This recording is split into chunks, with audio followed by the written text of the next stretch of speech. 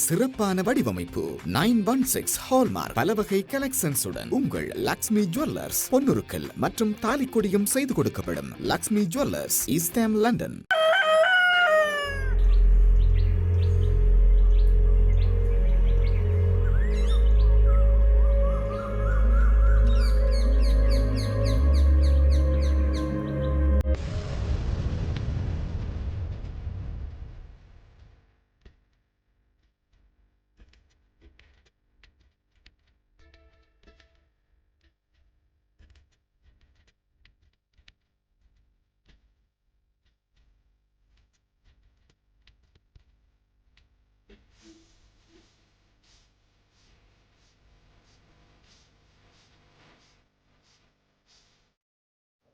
IBC Tamil நேயர்கள் அனைவருக்கும் அன்பு கலந்த மாலை வணக்கம்.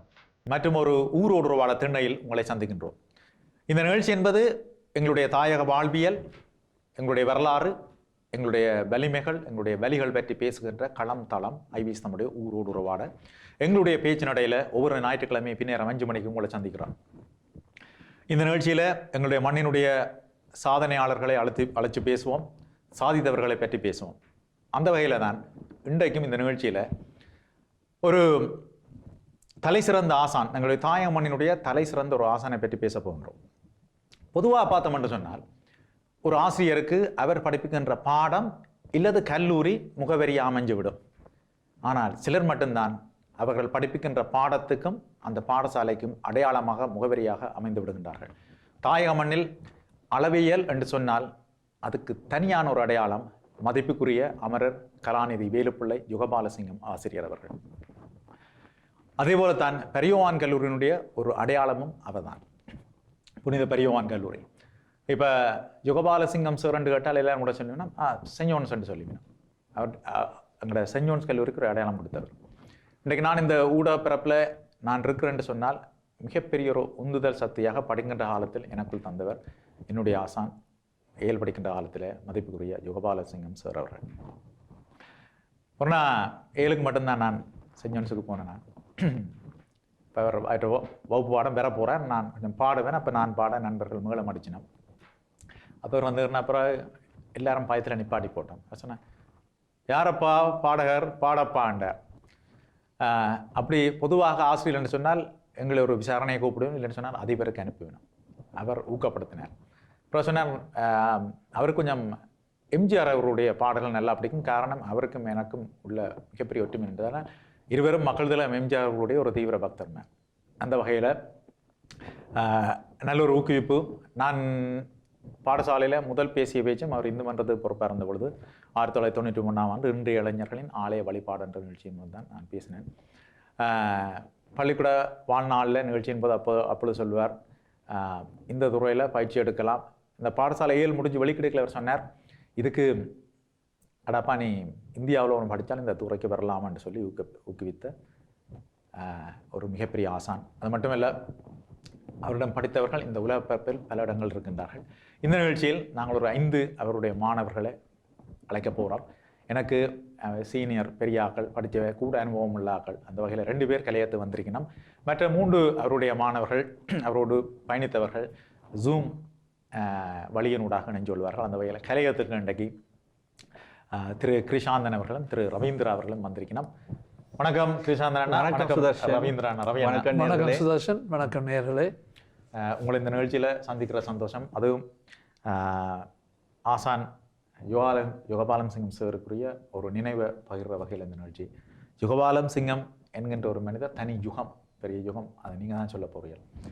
முதல்ல நீங்கள் சொல்லுங்கள். நீங்கள் இவரை பற்றி ஒரு நிகழ்ச்சி எடுக்க நீங்கள் முயற்சித்ததற்கு உங்களுக்கு நன்றி சொல்லுகிறோம். அது மட்டும் இந்த நிகழ்ச்சியை எல்லாரையும் ஒழுங்கமைச்சு தந்ததுன்னா உங்களுக்கு தான் பெரிய நன்றி. நீங்கள் தான் பொறுப்பு. சொல்லுங்கள். நான் எனது பேர் கிருஷாந்தன். நான் வந்து நுணாவில் சாவச்சேரியை பிறப்பாக கொண்டவன். பெரியவான் கல்லூரியில் 76ஆம் ஆண்டிலிருந்து 83ஆம் ஆண்டு வரைக்கும் படித்தேன். நான் பெரியவான் கல்லூரியில் காமர்ஸ் செய்தேன். அப்போ 81ஆம் ஆண்டிலிருந்து 83ஆம் ஆண்டு வரைக்கும் சார் எனக்கு லாஜிக் அண்ட் சயின்டிஃபிக் மெத்தட் படிப்பிச்சார். அது எனக்கு ஒரு பிடிச்சமான ஒரு சரியான ஒரு பாடம். அப்போ நான் அந்த பாடத்தை எடுக்கும் பொழுது, அந்த பாடத்துக்கு அதை நான் தெரிவு செய்யும் பொழுது அப்போ மாணவர்கள் சொல்வார்கள் ஈஸியாக பாஸ் பண்ணலாம் லாஜிக் தான் நான் அதுக்கு போனேன். ஆனால் போன பிறகு தான் தெரிஞ்சது அந்த பாடத்தில் ஒரு ஒரு நீங்கள் ரசித்து படிக்கக்கூடிய ஒரு பாடம் என்று சார் நல்ல வடிவாக எங்களுக்கு அதை படிப்பிச்சார். சரி, இப்போ கேள்விப்பட்ட விஷயம் நான் உங்களை போல பெரியவர் சொல்லி கேள்விப்பட்டிருக்கேன். பரிவான் கல்லூரி வளாகத்தில் அவருக்கு பிடிச்ச 2 விடயம், ஒன்று தேவாலயம், இன்னொன்று நூலகம். சேருக்கும் நூலகத்துக்கும் இடையான உறவு நிலை எப்படி? சார் வந்து யாழ்ப்பாண நூலகத்தை பற்றியும் பரிவான் கல்லூரி நூலகத்தை பற்றியும் ஒரு புத்தகம் எழுதினார். அது வெளியிட்டு வைத்து அங்கு போகும் மாணவருக்கெல்லாம் அதுக்கு ஒரு பிரதியை கொடுப்பார், நீங்கள் கொண்டு வாசிங்க கொண்டு. அதில் எழுதியிருந்தார் தான் பரிவான் கல்லூரியில் அந்த முக்கியமான 2 இடங்கள், ஒன்று அந்த அழகான தேவாலயம், ஒரு பழமை வாய்ந்த தேவாலயம், மற்றது பரிவான் கல்லூரியின் லைப்ரரி, இந்த நூலகம். அந்த பரிவான் கல்லூரி நூலகம்தான் யாழ்ப்பாணத்தில் பாடசாலைகளுக்குள்ள முதலாவதாக நிறுவப்பட்ட ஒரு நூலகம். 1890ஆம் ஆண்டு அந்த நூலகம் நிறுவப்பட்டது. கல்லூரி வரலாற்று எடுத்து கொண்டு போனோம்னு சொன்னால் கல்லூரியினுடைய நூலக வரலாற்றில் முதல் புனித பரியோவான் கல்லூரி சென்ட் ஜோன்ஸ் கல்லூரியினுடைய லைப்ரரி தான் முதல் லைப்ரரியாக வந்தது. அதில் பல புத்தகங்கள் இருந்தன. அப்போ அதில் அவர் எழுதியிருந்தார் தான் 1979ஆம் ஆண்டு ஒரு ஆசிரியனாக இந்த பாடசாலைக்குள்ள கால் எடுத்து வைக்கும் பொழுது அந்த நூலகம் தன்னை 2 கையையும் விரித்து வரவேற்றது என்று. தனக்கு அங்கு தனது ஆய்வுகளை செய்வதற்கும் தன்னை நாலேஜை கூட்டுவதற்கும் அந்த நூலகம் சரியான ஒரு உதவி செய்தது என்று. ஈவன் நாங்கள் படிக்கும் பொழுதும் அந்த நூலகத்தில் பல புத்தகங்கள் இருந்தன. என்சைக்ளோபீடியா இருந்தது, டைம்ஸ் மேகசின் இருந்தது அந்த காலத்தில், நேஷனல் ஜியோகிராஃபி கூட ஒவ்வொரு மாதமும் வரும். எல்லா பத்திரிகைகளையும் படிப்போம். அப்போ ஆனால் அந்த கரையான் ஒன்று தான் அந்த நூல்களுக்கு பிரச்சனையாக இருந்தது. ஆனால் கன பேர் வெளியாலயம் இருந்து வந்து அந்த நூலகத்தை பயன்படுத்தினார்கள். யாழ்ப்பாண நூலகத்தை பற்றி சொல்வதென்றால் 1981ஆம் ஆண்டு ஜூன் 1ஆம் தேதி நமது யாழ்ப்பாண நூலகம் தீயூட்டப்பட்டது. அப்போ நாங்கள் A-level ஃபர்ஸ்ட் இயரில் இருந்தோம். மாணவர்கள் எல்லாரும் நாங்கள் எல்லாம் போனோம் பார்க்க. அப்போ என்ன ஒரு கேமரா ஒன்று இருந்தது, ஒரு பெட்டி கேமரா, டபுள் ரிஃப்ளெக்ஷன் லென்ஸோட. அதையும் கொண்டு போனேன். ஆமி எங்களை பார்க்க விடவில்லை, அடித்து கலத்தார்கள். அப்போ திரும்பி வந்து நாங்கள் எல்லாரும் பரியோவான் கல்லூரியில் கூடினோம். மாணவர்கள் கொதித்தெழுந்தி கொண்டிருந்தார்கள், அப்படி எங்களோட லைப்ரரி எரிஞ்சு போச்சுண்டு. சார் அந்த நேரம் நல்ல ஞாபகம் இருக்கிறது. பரியோவான் கல்லூரிக்கு வந்தார். அவர் இந்த முகத்தில் உள்ள அந்த சோகம் எனக்கு இன்னும் ஞாபகம் இருக்கிறது. அவர் அந்த லைப்ரரியை அவர் அவ்வளவு நேசித்த ஒரு மனிதன். அதுக்கு பிறகுதான் அவர் அந்த லைப்ரரியை பற்றி அந்த புத்தகம் எழுதினார். அப்புறம் உங்களுக்கு தெரியும் தானே அப்புறம் என்ன நடந்தேன்ட்டு. ஸோ அதுதான் அவருக்கும் அந்த நூலகத்துக்கும் உள்ள ஒரு உறவு. ரவி அண்ணா, நீங்கள் சொல்லுங்க. அதாவது கிட்டத்தட்ட உங்களை மாதிரி தான் அவரும் ஒரு கம்பீரம், சாரும் ஒரு கம்பீரம், ஒரு தோற்றம். நாங்கள் பார்க்கலாம் அப்படி தான். இப்போ பரியோவான் கல்லூரி, சென்ட் ஜோன்ஸ் கல்லூரின்னு சொன்னால் அதனுடைய முதல் அடையாளம் ஒழுக்கம். அதை ஒரு மனித வடிவில் பார்த்தோம்னு சொன்னால் எனக்கு தெரிஞ்ச அதை ஜோவாலமிசிங்கம் சொல்கிறேன். அவருடைய தலை சீவுகின்ற அந்த ஒழுங்கிலிருந்து சப்பாத்து வரைக்கும் நிச்சயமாக. இப்போ நீங்கள் எங்களிலும் பார்க்க நீங்கள் அதை படித்து அதை அப்படியே பதிஞ்சு வச்சிருப்பீங்க. அவருடைய தோற்றம், அவருடைய பாணி. எனது பெயர் ரவீந்திரா, எனது ஊர் ஊரலு. நான் பரியோவான் கல்லூரியில் 1971ஆம் ஆண்டிலிருந்து 1984ஆம் ஆண்டு வரை படித்தேன். 1ஆம் வகுப்பிலிருந்து உயர்தர கல்வி மட்டும். ஜோபாலசிங்கம் அவர் அந்த ஆசிரியரை பார்க்கும்போது எங்களுக்கு பெரிய பிரமிப்பாக இருக்கும். எவ்வளவு ஒழுங்காக, அழகாக, நேர்த்தியாக உடை உடுத்து, ஒரு ஸ்டைலண்டே சொல்லலாம், அப்படி வருகிற ஒரு மனிதர். முதலில் அவரை பார்த்தவுடன் உங்களுக்கு தோன்றுவது அவர் புன்னையான அந்த முகம், ஒரு சிறிய புன்னை சிரிப்போடு வரும் அந்த முகம். நீங்கள் சொன்ன மாதிரி வலது பக்கம் வாரி இழுத்து மேவி இழுத்த அந்த தலைமயிர், சைட் பர்ன்ஸ், 70-80 இந்த ஸ்டைல் சைட் பர்ன்ஸ், ஒழுக்கமாக அழகாக நறுக்கப்பட்ட மீசை, உதட்டுக்கு மேலாக இருக்கும் அந்த மீசை, அவரது மணிக்காச்சட்டை, அவற்றை மொழியில் சொல்ல போனால் மணிக்காச்சட்டை, பெல் பாட்டம், அதில் கருப்பு நிற அல்லது மண்ணிற பெரிய பட்டி பெல் அணிந்து கொண்டு வருவார். அவரது கருப்பு நிற சப்பாத்து கூறிய முகப்புடைய கருப்பு நிற ஒரு எந்த நேரமும் மினுங்கி கொண்டிருக்கிற ஒரு சப்பாத்து. அவரை பார்த்தால் நீங்கள் சொல்லலாம் 80s ரஜினிகாந்த் இருந்த மாதிரி இருந்த ரஜினி ஸ்டைல்னு சொல்லலாம். அண்ணா உங்களை பார்க்க ஒரு பிரமிப்பாக இருக்கு, என்ன தெரியுமோ? உங்களோட படித்து உங்களோட அணி பட்ஜில் அடுத்தடுத்த பச்சாடு எங்கே இருக்கிறவையே நான் நிகழ்ச்சி கேட்டால் சொல்லிங்கன்னா சுவசன் தமிழ் மறந்து போச்சு, இங்கிலீஷ் தான் பெருமாண்டேன். ஆனால் அதே காலத்துக்கு முதல் வந்த நீங்கள் நேர்த்தியான அந்த மலங்கின உங்களோட தமிழ் சொல்லாடல் சும்மா அப்படியே சந்தோஷமா இருக்கு. நன்றி. இங்கு வருவர்கள் நாங்கள் ஆங்கிலேயரோடு புறமொழிக்காரரோடு வேலை செய்வதால் சில நேரம் அந்த தமிழை பாவிப்பதற்கு வாய்ப்பு குறைவில்லை. என்றாலும் என்னை பொறுத்தவரை எங்கள் சொந்த மொழி நாங்கள் ஒரு நாளும் மறக்க இயலாது. நீங்கள் அருமையாக சொன்னீங்க. இப்போ சொல்லும்போது அதான் அவருடைய அந்த வேகமான நடை, ஒரு பாடம் முடிஞ்சு ஆசிரியருடைய அறைக்கு செல்வதும், அப்புறம் ஆசிரியருடைய அறையிலேருந்து வகுப்புக்கு வரும் பொழுது அவருடைய அந்த வேகமும் அந்த சிரிப்பும் அந்த புத்தாவும், அது அப்படி எளிமையான ஒரு மனிதர். எளிமையாக இருப்பார், ஸ்டைலாக இருப்பார். நிச்சயமாக மறக்க முடியாது. சார், இந்த நேரத்தில் ஜூம் வழியாக இணைஞ்சிருக்கிற அதே நேரம் அவருடைய ஒரு மாணவன், மிக பற்று கொண்ட ஒருவர், தற்சமயம் யாழ் பல்கலைக்கழகத்திலே விரிவுரையாளராக கடமையாற்றுகின்ற திரு இளம்பிரையன் அவர்கள். அவரை நாங்கள் ஜூம் வழியாக முதல் நினைச்சு கொள்ளலாம். அண்ணா வணக்கம். இந்த நிகழ்ச்சியில் இணைஞ்சதுக்கு வணக்கம். சார், இந்த நிகழ்ச்சியில் உங்களை சந்திக்கிறதுல சந்தோஷம். சேருடனான உங்களுடைய அனுபவம் இருக்குது. அதில் முதல்ல இப்போ பரியோவான் கல்லூரியில் தமிழ், கலை, எங்களுடைய சமயம், கலாச்சாரம் இந்த விடயங்களில் தன்னை ஈடுபடுத்தியவர். இந்து மன்றம், தமிழ் மன்றம் போன்ற நிகழ்ச்சியினூடாக அந்த பயணத்தில் தன்னை அர்ப்பணித்தவர். மாணவர்கள் தமிழில் அப்படி இருக்க வேணும், அது தேசிய அளவில் அதில் செய்து தங்க பதக்கம் வென்றிருக்கின்றார்கள். அதில் பெரிய பங்கு சேருக்கு இருக்கும். எனவே பரியோவான் கல்லூரியில் இந்த துறைகளில் அவருக்கான உறவு நிலை எப்படி இருந்தது? முதல்கண் அமரர் யுகபாலசிங்கம் ஆசிரியர்களுடைய இறுதி ஊர்வலத்திலே பங்கு பற்றி அவருடைய பூத உடலின் முன்னாலே நேரடியாக அவர்களுக்கு அஞ்சலி உரை நிறுத்தக்கூடிய சந்தர்ப்பம் எங்களுக்கு கிடைக்கப்பட்டது. மேலே வாழ்க்கையிலே அவர் மறக்க முடியாது. எங்கள் பரியோவான்கள் ஒவ்வொருவருடைய உயர்வுகளின் பின்னால் எங்களுடைய ஆசான்கள் எப்படி இருக்கின்றார்களோ அதே மாதிரி அமரர் யுகபாலசிங்கம் அவர்கள் ஒவ்வொரு பழைய மாணவனுடைய வாழ்க்கையிலும் பின்னுக்கு நிற்கின்றார். நான் மட்டுமில்ல, என்னுடைய குடும்பத்திலே நாங்கள் 20 வருடம் கல்வி கற்றாங்கள். 1979ஆம் ஆண்டு எங்களுடைய கௌரவத்துக்குரிய அமரர் சி ஆனந்தராஜன் அவர்களாலே ஆசிரியர் நியமிக்கப்பட்டவர்.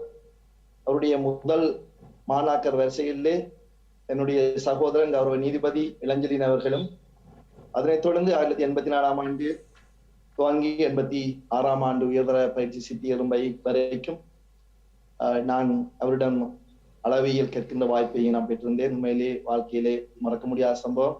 நாங்கள் பெருமையாக சொல்ல வேண்டிய விஷயம், எங்களுடைய ஆனந்தராஜன் அவர்களுடைய காலத்திலே அது விஞ்ஞான பாடமாக இருந்தாலும் சரி, கணித பாடமாக இருந்தாலும், பிரிவாக இருந்தாலும் சரி, வர்த்தக பிரிவாக இருந்தாலும் சரி, வெறும் தனியார் டியூட்டோரியலுக்கு அவர் செல்வது மிக குறை. 99% மாணவர்கள் அந்த எங்களுடைய கல்லூரி ஆசிரியர்களுடைய வழிகாட்டுதலையே உயர்தர கல்வி நிறைய மேற்கொண்டார்கள். காரணம், யாழ்ப்பாணத்திலே தரம் வாய்ந்த ஆசிரியர்களை அந்த காலத்தில் எங்களுடைய பாடசாலை பெற்றிருந்தது. உண்மையிலே யுகபாலசிங்கம் ஆசிரியர் அவர்கள் 79ஆம் ஆண்டு நியமிக்கப்பட்ட பின்னர் முக்கியமாக தமிழ் தின போட்டிகளிலே மிக ஒரு வீறு கொண்டு எழுகின்ற சந்தர்ப்பங்கள் அது பின்னால் ஏற்பட்டது நான் கூறுவேன். அதுக்கு முன்னால் தமிழ் ஆசிரியர்கள் எங்களுடைய பாடசாலைகள் இருந்தாலும் கூட ஒரு இளம் தமிழ் ஆசிரியர் என்ற வகையிலே எமது பாடசாலையிலே அவர் அது கவிதை போட்டியா இருக்கலாம், கட்டுரை போட்டியா இருக்கலாம், பேச்சு போட்டியா இருக்கலாம், அனைவரையும் வழிநடத்துவது மட்டுமல்ல, அனைவரையும் ஊக்குவித்து ஒவ்வொரு வகுப்பான மாணவர்களையும் பங்கு உற வைத்து அந்த போட்டிகளுக்கு சரியான முறையிலே ஒரு தலைமைத்துவம் வழங்கி மத்திய நடுநிலை வகித்து புள்ளிகளிட்டு பெறுபவர்களை அறிவித்து மாணவர்களை மிகவும் அது தங்கப்பதக்க பேச்சாக இருக்கலாம், அனைத்து மாணவர்களும் தங்கள் பதக்க பேச்சுக்கு முன்னர் அவருடன் சென்றுதான் அந்த பயிற்சியை மேற்கொள்வார்கள். அவர் தமிழ் துறைக்கு மட்டுமல்ல மாணவருடைய இந்து மன்ற செயற்பாட்டுக்கும் பெரும் உதவியாக இருந்தார். நான் 1985ஆம் ஆண்டு 86ஆம் ஆண்டு எமது பாடசாலையினுடைய இந்து மன்ற செயலாளராக கடமையாற்றிய போது நாங்கள் எந்த ஒரு ஆயத்தங்களையும் அப்போது மேற்கொள்ளாதிருப்போம். ஒவ்வொரு புதன்களையும் உங்களுக்கு தெரியும், கிறிஸ்தவர்களுக்கு எமது தேவாலயத்திலும், கத்தோலிக்க மாணவர்களுக்கு வில்லியம்ஸ் ஞாபகார்த்த மண்டபத்திலும், ஜூப்ளி ஹால்ல இந்துக்களுக்கும் நடைபெறும். ஆனால் நாங்கள் எந்த ஒரு ஆயத்தம் இல்லாமல் உடனே நாங்கள் செல்வோம். எங்களுடைய ஸ்டாஃப் ரூமுக்கு போய், சார் ஒரு அவசரமா ஒரு கப் பேசுவீங்களோன்னு சொல்லி. அவருடைய திறமை என்னன்னு சொன்னால், எந்த ஒரு ஆயத்தப்படுத்தலும் இல்லாமல் ஒரு உண்மையிலே புதிய புதிய தலைப்புகள், அது ஒரு இந்து சமய பேச்சுகள் எவ்வாறு ஒரு விரிவுரைகள் பெரியவர்களால் ஆற்றப்படுவதோ அதற்கு ஈடாக கிட்டத்தட்ட 1 மணி நேரத்துக்கு மேலாக அவர் சிறப்புரையாற்றுவார். அதே போல உண்மையிலே எங்களுடைய ஆனந்தராஜன் சார் அவருடைய காலத்திலே நம்முடைய திங்கட்கிழமை நடைபெறும் அசம்பிளி என்று சொல்வார்கள், கூட்டங்கள், மாணவர்களுக்கான கூட்டங்களில் எங்களுடைய அதிபர் அவர்களாலே அதிக தரம் அந்த அசம்பிளி டாக்ஸ் என்று சொல்வார்கள், அந்த கூட்டத்துல ஒவ்வொரு ஆசிரியர்களும் பேசுகிறார்கள்.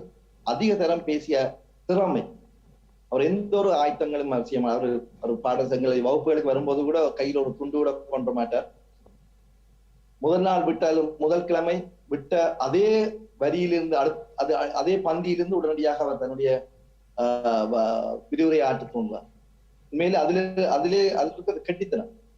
உண்மையிலே அவர் எங்களுடைய ஜோவால் சிங் மாஸ்டர் அவர்கள் பரியோபான் கல்லூரியில் நியமிக்கப்பட்ட பின் எங்களுடைய தமிழ் தின போட்டிகள் சிறப்பாகவும், அதே போல இந்து மாணவர்களுடைய வழிபாட்டு நிகழ்வுகள், அது சரஸ்வதி ஊசியா இருக்கலாம், அந்த நிகழ்வுகள் சரியான முறையில் அவர் இந்து மாமன்றத்தினுடைய போசகராக இருந்தவர். அதே போல பிற்காலத்திலே தமிழ் மன்றத்தினுடைய தமிழ் தின போட்டிகளுடைய தமிழ் மன்றத்துடைய போசகராக கடமையாற்றியவர். உண்மையிலே எங்களுடைய ஆசிரியர் அளவியல் கற்க நெருக்கின எடுக்கப்பட்ட பாட கற்பிப்பதற்கு எடுக்கப்பட்ட ஆசிரியராக இருந்தாலும் அவர் தமிழிலும் சைவ இந்து சமயத்திலும் புலமை பெற்றவர் என்பதை நான் இங்கு சொல்லி வைக்கிறேன். அதன் அடிப்படையிலே அடையாளம் காணப்பட்ட அவர், நமது அதிபரால் அடையாளம் காணப்பட்ட அவர்கள் 2 துறைகளையும் விருத்தி செய்வதே அவரையும் பயன்படுத்தினார் என்பதை நாங்கள் மறக்க முடியாத சம்பவம். சரி, இந்த நேரத்தில் இப்ப பரியுவான் கல்லூரியின் வளாகத்தை விட்டு வெளியில இந்த அவருடைய சமூகத்தினுடைய பார்வையும் அவருடைய ஆளுமையும் நீங்க எப்படி பார்க்கிறீர்கள்? முக்கியமாக அதை நாங்கள் குறிப்பிட்டு ஆக வேண்டும். பரியுவான் கல்லூரியிலே கல்வி போதித்த ஆசிரியர்களே ஒரு சிலர் மட்டும்தான் வெளியே தங்களுடைய திறமைகளை தடம் பதித்தவர். முக்கியமாக நாங்கள் சொல்ல வேண்டிய விஷயம், எங்களுடைய காலஞ்சென்ற SP ஜீவானந்தம் சார்